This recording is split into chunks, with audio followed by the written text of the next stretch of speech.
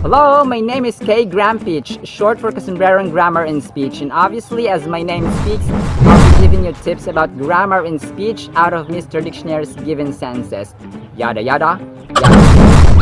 Hi, my name is Kay Encyclopedia, short for Kasumbrero Britannica Encyclopedia Wikipedia.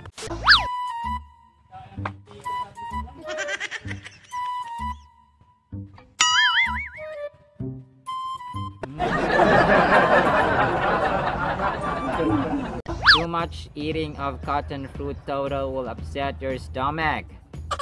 Our vocabulary term is impetuous. Impetuous. Ang parang santol toto, mamigay ka naman dyan.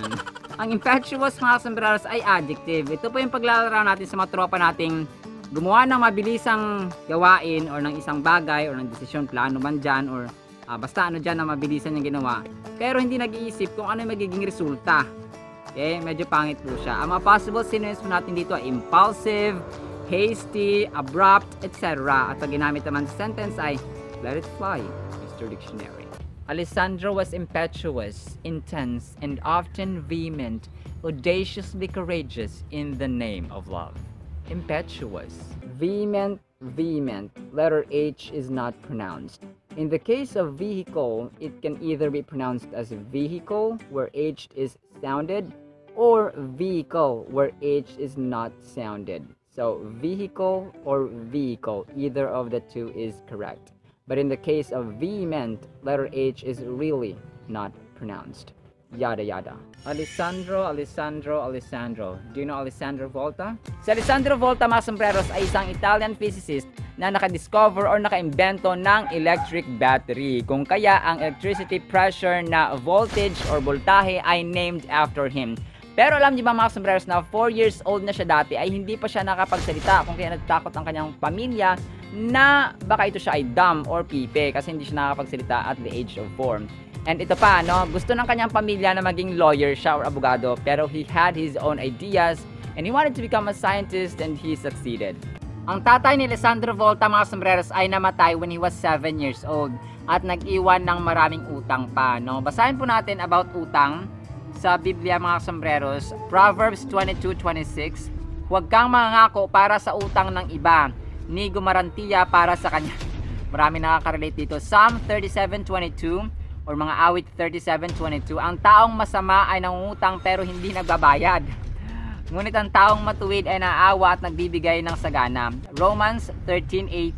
Sabi dito, huwag kayong mananatiling may utang kaninuman, maliban sa utang ng pagmamahalan, sapagkat ang nagmamahal sa kapwa ay tumutupad sa kautusan or sa utos ng Panginoon. Mga sombreros, no, medyo nakaka-relate po tayo dito, no, kasi may mga nangungutang tapos hindi nagbabayad, tapos kapag tayo naman ng utang, dapat bayaran din po natin. Pero may isang utang, which is the debt of love natin para sa iba, ang dapat natin ginagawa, sapagkat ito po yung parang pinakabuod ng Biblia, no? Dapat mahalin natin ang ating kapwa, syempre una ang Diyos. So ito po yung lifetime debt po natin, lifetime natin na utang na dapat ginagawa natin sa pang-araw-araw natin pamumuhay. Yes, mahirap magmahal, lalo na kapag hindi ka mahal ng mahal. Hindi pa ito hugot kapag hindi ka mahal ng pamilya mo, ng kapatid mo, ng asawa mo, ng anak mo, mamahalin mo pa rin sila, no? Pero that's the fulfillment of the whole Bible or the whole law. So let's read, love, and obey what's in the Holy Bible.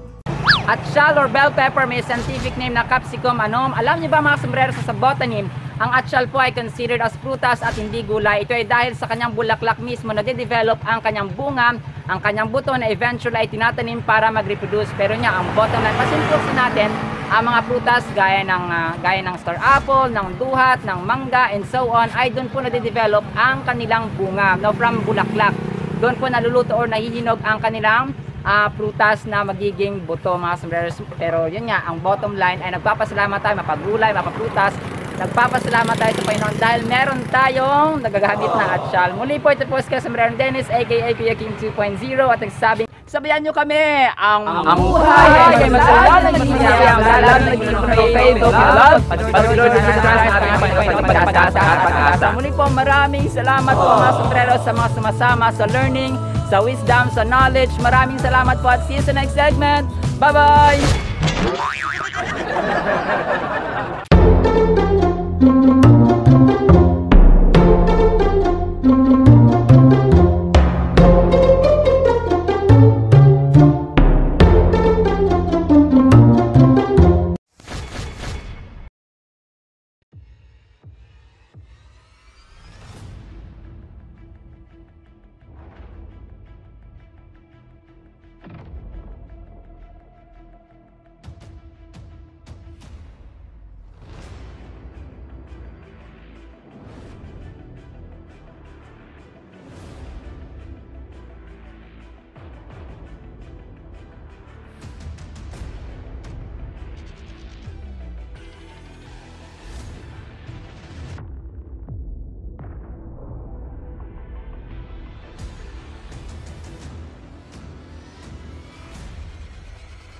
My name is Toro. Listing down our vocabulary term is Mom, my big book. Mr. Dictionary, you're stealing my big book. Implacable. Hanapin nyo ang big book. Hanapin nyo. Ang implacable, mga sombreros, ay adjective. Ito po yung paglalarawan natin sa mga taong medyo mahirap ng baguhin ang pag-uugali, yung mga malakas nilang paninindigan at pakiramdam, no? Medyo mahirap at malabo ng baguhin.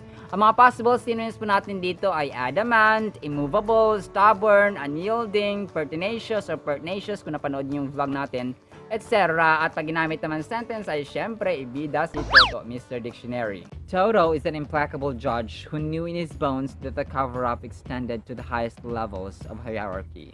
Implacable.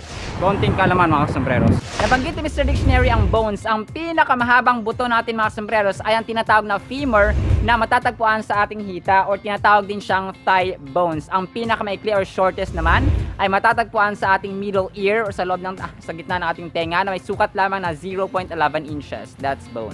Nabanggit natin ang buto or bones, mga sombreros. Basahin po natin Proverbs 15:30. New American Standard Bible po ang ginagamit natin. Bright eyes gladden the heart. Good news refreshes the bones.